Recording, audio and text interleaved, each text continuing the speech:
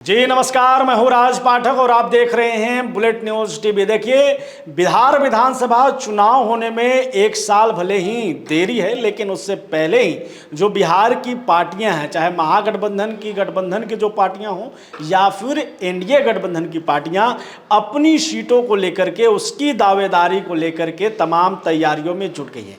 ऐसे में लोक जनशक्ति पार्टी रामविलास के राष्ट्रीय अध्यक्ष चिराग पासवान अपनी पार्टी को एनडीए में फिट कराने में जुटे हुए हैं, क्योंकि वो चाहते हैं कि वो किसी भी तरह एनडीए में उन सीटों को पा सके, ताकि बिहार में उनकी भूमिका जिस तरीके से लोकसभा चुनाव में उभर कर सामने आई, वैसे ही उभर करके सामने आए। इसके लिए वो कवायद भी कर रहे हैं, इसके लिए वो बयानबाजी कर रहे हैं और ऐसा लग रहा है कि वो ये धमकी देने की कोशिश कर रहे हैं कि लोग अगर चिराग पासवान को अपने साथ आप नहीं जोड़ेंगे, एनडीए के नेता उनको साथ लेकर नहीं चलेंगे, तो फिर नुकसान होगा।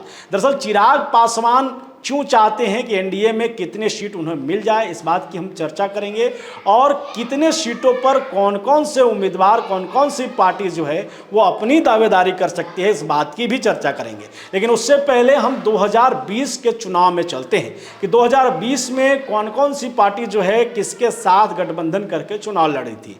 ऐसे में चर्चा करेंगे तो जदयू और बीजेपी 2020 में एक साथ में एनडीए गठबंधन के तहत चुनाव लड़ी थी, जिसमें जदयू के खाते में 122 सीटें मिली थी और बीजेपी के खाते में 121 सीटें थी। उस समय गठबंधन में वीआईपी पार्टी यानी कि मुकेश सहनी की पार्टी और जीतन राम मांझी की पार्टी वो दोनों एनडीए का हिस्सा थी, जिसमें जदयू ने अपनी सीटों से 7 सीटें जो हैं वो जीतन राम मांझी को दिए थे और 115 सीटों पर जदयू ने अपने उम्मीदवार उतारे थे।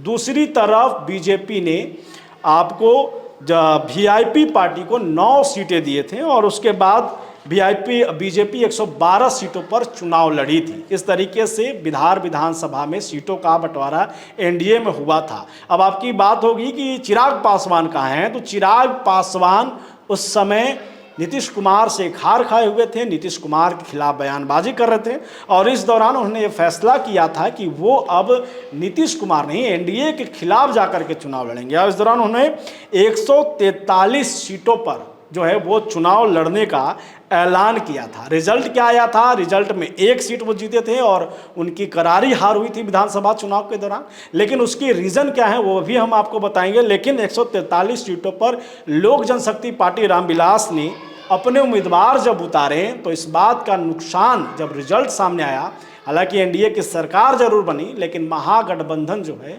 वो उभर करके सरकार में आया। 110 सीटें लेकर के महागठबंधन सरकार में आता है। वहीं पर 125 सीटों के साथ एनडीए गठबंधन सरकार वापसी करती है। सरकार नीतीश कुमार का बनता है, लेकिन उसमें नुकसान जो है वो नीतीश कुमार को होता है। दरअसल जब रिजल्ट सामने आता है तो 74 सीटें जो हैं वो बीजेपी के खाते में हैं, 43 सीटें जो हैं वो जदयू के खाते में हैं, 4 सीट पर हम चुनाव जीत कर आती है और 4 सीट वीआईपी पार्टी के पैसे। अब लेकिन अगर चिराग पासवान को बिहार विधानसभा चुनाव के दौरान सीटें चाहिए तो उसके लिए लड़ाई लड़नी होगी।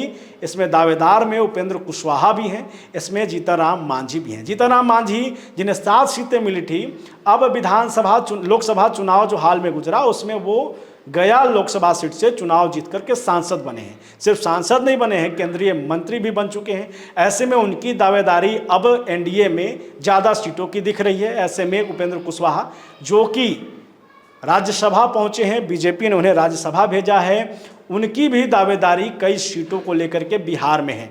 वो भी 2020 में असदुद्दीन ओवैसी बीएसपी की पार्टी के साथ गठबंधन करके चुनाव लड़े थे, हालांकि उसमें उनकी करारी हार हुई थी। लेकिन ऐसे में उम्मीदवार एनडीए में भी हैं और पार्टी के दावेदार हैं। अब देखना होगा कि चिराग पासवान जो दावेदारी कर रहे हैं, चिराग पासवान की प्रदेश कार्यकारिणी की बैठक होती है, उसमें ये दावा किया जाता है कि दरअसल वो बिहार के तमाम जिलों में 1 सीटें चाहते हैं। और ऐसे में जब अगर 1 सीटें एनडीए की तरफ से बीजेपी और जदयू देती है तो फिर जीतन राम मांझी और उपेंद्र कुशवाहा के खाते में कितना जाएगा, और इसी को लेकर के एनडीए में माथापेची शुरू हो गया है। सीटों को लेकर के लड़ाई है और इसी बात की चर्चा है कि बहुत कुछ खेला हो सकता है। यानी कि 2025 विधानसभा चुनाव से पहले बड़ा खेला होने की अंदेशा है और इसमें मुख्य भूमिका में बीजेपी और जदयू निर्णायक भूमिका में होगी कि कौन क्या है।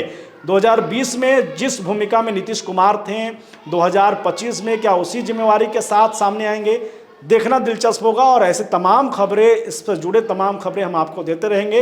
हमारे चैनल को सब्सक्राइब कीजिए ताकि हम लगातार आपको इन तमाम खबरों से रूबरू कराते रहें। बहुत धन्यवाद।